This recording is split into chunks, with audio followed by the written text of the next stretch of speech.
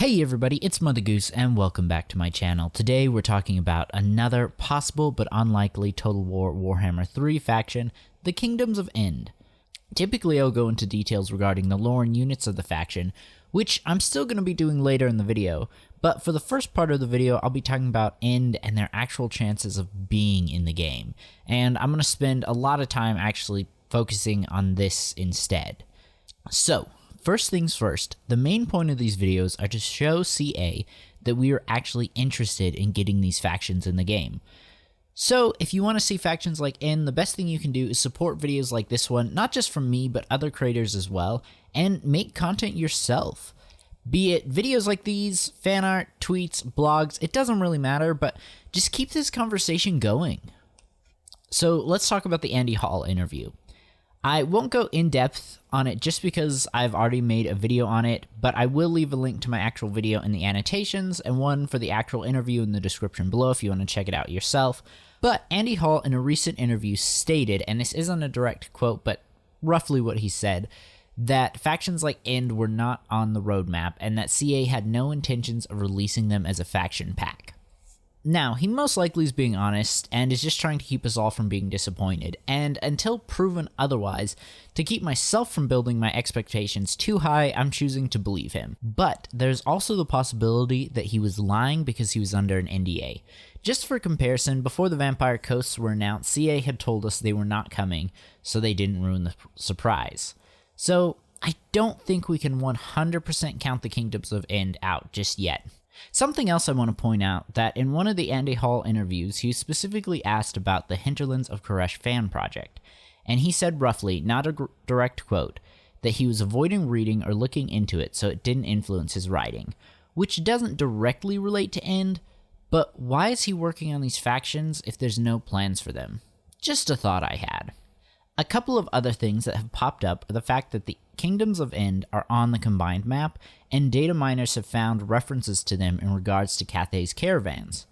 Now, this does not guarantee that they are coming to the game, but it does make me think that CA has more plans for Ind than they are letting on.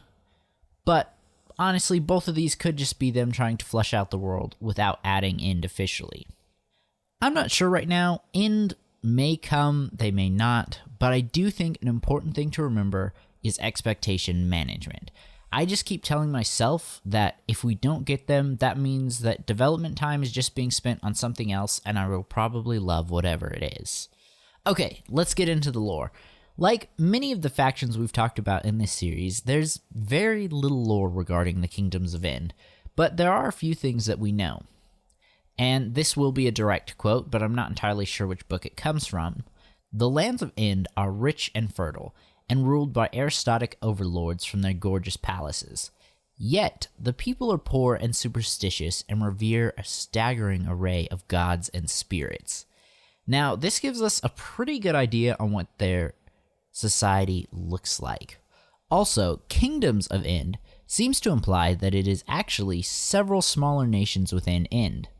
Whether they are united or not, as far as I know, we can't say for sure. We also know that they are a favored location for spice merchants, but it's said they export jade and other treasures as well. The people of Ind are also incredible metal workers, as we know they made bloodsteel, Lockhear's blade. I also found references to Scrivener's candles. I apologize, I probably mispronounced that, but they seem to have been made from the wax of giant bees. CA, give us giant bee mounts, please. Ind is known as the land of 1,000 gods, and as we know from the Warhammer universe, belief is a very powerful thing. So most of, if not all of the gods of Ind probably exist. There's also a good chance that the gods of other nations are also worshipped, if not directly, then by another name. And most likely, as in all other parts of the world, there are probably sects and cults dedicated to the Chaos Gods. This was really just a summary of everything we know about them in lore, and as with all my other videos, I'm just trying to share what we actually do know. That being said, let's take a look at some of the units we might see. Let's start by talking about the Bengal, the Tigerheaded Beastmen, the Tigermen, however you want to refer to them as. Now, I've seen a lot of different opinions on the Tigermen. They seem to just be a different form of Beastmen, but still just as vicious and wild, just as likely to defend a village as attack it.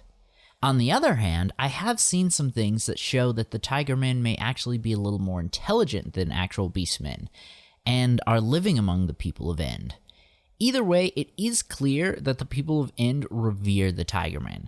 There are quotes from Empire soldiers revealing that when their troop was attacked, their Ind guides laid down their weapons and accepted their fates. I've also seen references to the people of Ind leaving offerings for the Tigermen. It should also be stated that there are cat-faced beings mentioned in lore, which could be the Tigermen, but could also be their own separate group. My own personal theory, and this is just speculation as far as I know, is that there are different groups of Tigermen within Ind. Some civilized and living amongst the people, while others are more primal, more animalistic, living in secluded tribes, posing a threat to the people of Ind. Now, lore also mentions prides of winged lions and 6-armed monkey warriors, which would be really cool. And while the last few things we've talked about are more like wild animals, we could still potentially see them within an official Total War Warhammer 3 army. And you know what? Give me swarms of giant bees to boot, please. I'm pretty positive there are references to war elephants, but while doing research for this video, I couldn't find anything conclusive, but I imagine they would play a very similar role to the mammoths of Norsca, just less hairy and maybe a little smaller. In terms of like actual units though, we do get references to the Taggee agents. Again, I probably butchered that, I apologize. But they were sent by the Shimanrant Rao, one of the Raja of Ind. Again, I apologize, probably butchered it. To retrieve the stolen Rose Tiger, one is referenced to use tiger claws as weapons, while the other uses knuckle dusters. And in terms of Total War Warhammer 3, these agents could be some sort of high-tier infantry, but saying only 2 were sent as far as I know, we could potentially see them as a hero option. The rest of their army would most likely feature humans filling all the typical army roles that we see within Total War Warhammer 3. Unlike Nippon, while still vague, it still gave us a pretty good idea on what units were in its armies, and I just really couldn't find much. So, time for just a little speculation. Like Cathay, we could see a really interesting caravan mechanic, saying trade is such a big part of their lore.